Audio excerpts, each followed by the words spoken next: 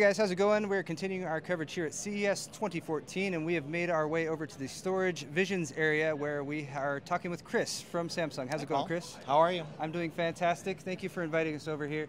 Now, we need to address something right from off the bat here, which is that it's January, there's weather, Yes. and there's been some delayed shipments from the East Coast, particularly due to a large storm out there. So our sympathies to anyone who's involved with that. But we also don't necessarily have some hardware to show you guys right now. Not as much as we'd like, but we do have hardware that we can talk about. Definitely. And I know when it comes to SSDs and storage in particular, we have a huge fan base out there of folks just like myself who have used Samsung products. So let's just jump right into it, Chris. Sure. Looking at Samsung's sort of ascendancy in the SSD market over the past couple years, you guys have some excellent products, some that I've personally recommended to a lot of friends of mine, from the Samsung, the 840 Pro, well, the 840 series, the Pro, the Evo that was released most recently.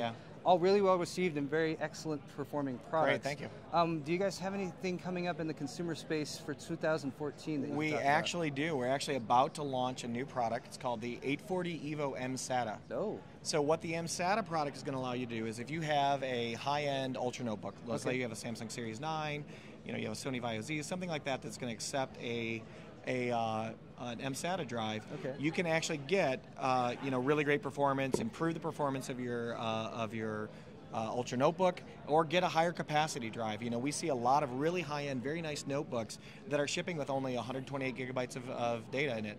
So if you want to be able to go to a 1 terabyte drive, we actually have a 1 terabyte 840 Evo M SATA SSD.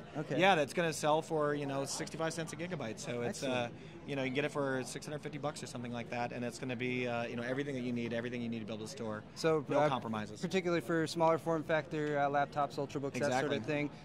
We have a lot of actually consumer motherboards that are coming out with M SATA ports on them as well. So a great solution. A lot of embedded applications, and anybody that wants to be able to upgrade capacity of their then would you have access to all the Evo goodness, the Magician software? You do. It actually has Rapid. It has TurboWrite. It's got all the features that really made 840 Evo a great product. So we're really excited about the M SATA form factor. We think it's going to be it's going to be a way for us to be able to continue to drive innovation, be able to do a lot of really interesting like the embedded applications over the next year.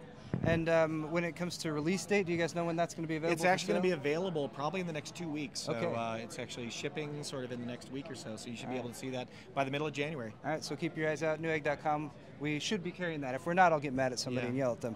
All right. Definitely carrying it. I wrote out some questions for you, Chris, because I was very excited to be able to talk to you. So I forgive me for not memorizing them all, but you guys have a unique position in the SSD marketplace. You have top-to-bottom manufacturing. Not only do you guys manufacture the NAND, the controllers, but basically DRAM, everything. The firmware, that goes, even including DRAM. Yeah. What sort of advantages does that sort of vertical integration give you guys? That's interesting that you bring that up, because we actually are unique in that we're the only manufacturer that's out there that actually manufactures everything that goes into the SSD. And what that really allows us to do is, first of all, it gives us much higher quality. When we design a product, when we come out with a new NAND flash or new geometry for NAND, we come out with a new controller that's optimized for that NAND flash.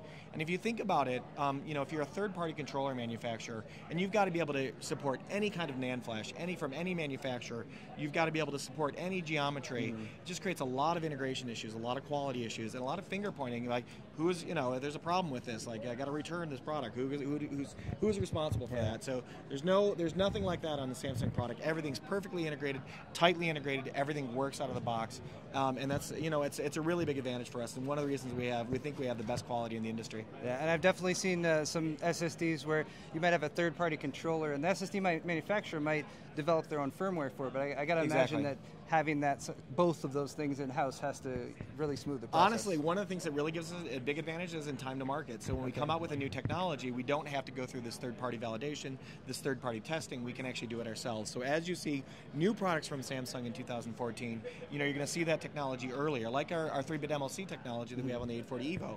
Again, the only manufacturer out there able to do that, gives us a big advantage, brings the product to your customers even quicker. Very nice. Okay, on to my next question. Yes. Speed. This one's all about speed. Now, what I want, what the consumers want, what I know you guys at home want, is more speed, more capacity, and lower prices. Yes. Now, what sort of challenges do you guys face when it comes to meeting all of those demands from consumers? You know, the great thing about it is, I mean, that's definitely a challenge. It's definitely what consumers want, but it's also the real benefit that you have with SSDs. If you think about hard drive performance, I mean, hard drives.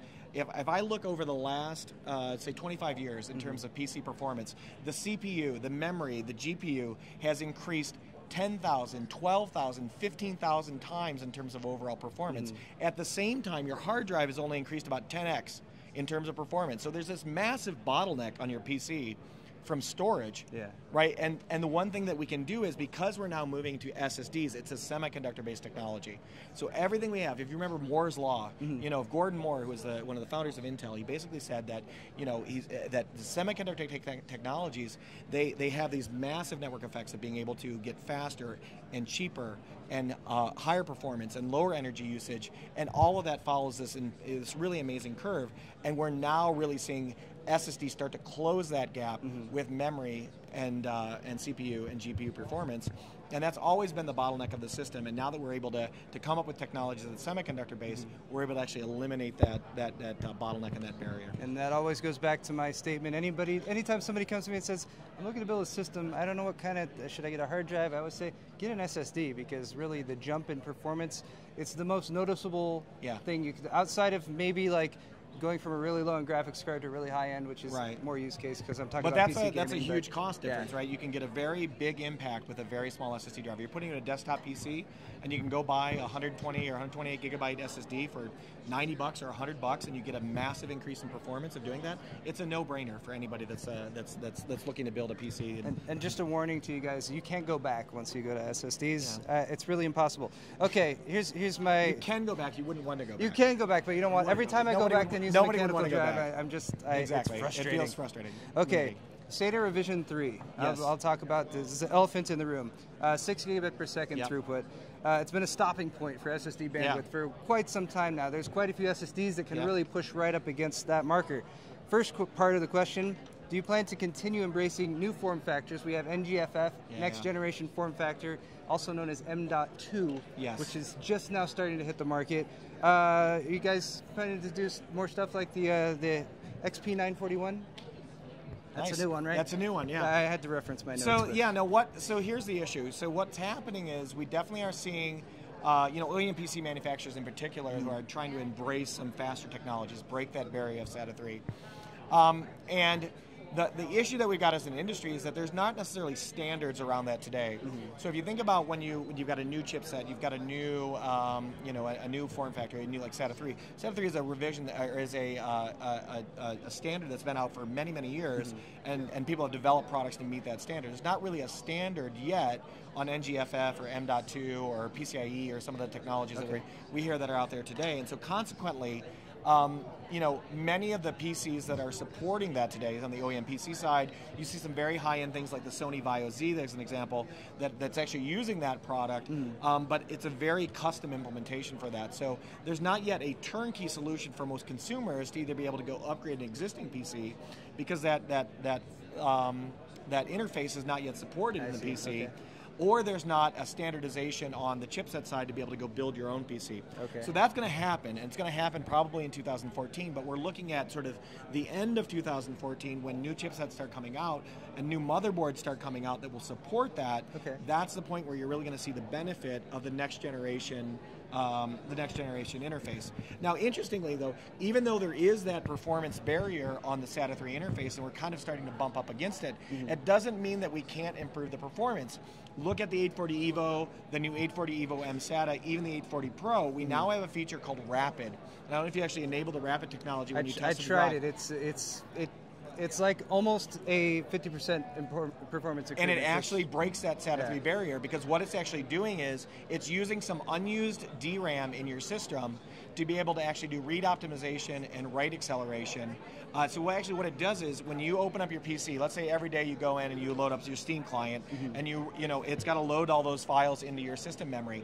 What it does is it actually preloads that into your RAM, so that you're not actually pulling it from the SSD drive. And what what that allows you to do is actually like cache that in the RAM, which means when the system, when your PC is actually making that call to open that application, it's opening it from RAM rather than opening it from the SSD, which means your actual performance is better than SATA 3 performance when you enable that feature. And again, if you already have an 840 Pro, if you bought it last year, you can have that feature today. All you got to do is get the latest version of Samsung SSD Magician and turn that feature on. Excellent. Again, great that you guys are supporting already released products. Absolutely. We love when manufacturers do that.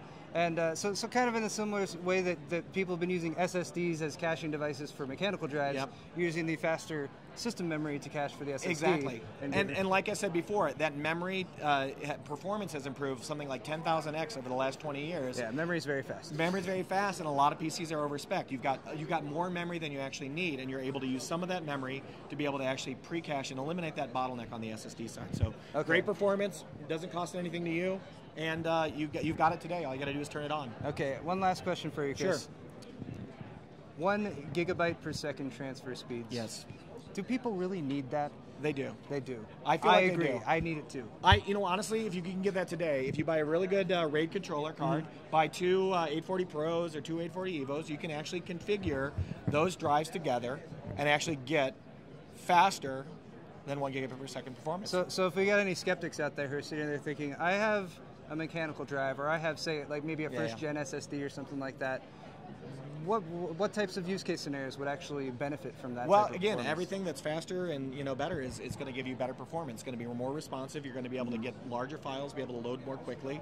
If I'm a MMORPG gamer and I want to be able to load those levels faster and I want to be able to get in the game quicker, I can do that with faster performance. So anything that you need, if you want to be able to rip data and you're writing it down to a file location, if you're copying information over a network, anything that has better storage performance is going to give you a better experience. So I've got 2 840 Pros in RAID 0 configuration on my home PC. I love it. I would never go back. But then again, I'm spoiled. I work for Samsung and we make great products, and I can do that. I'll tell you our favorite use for it. Yeah.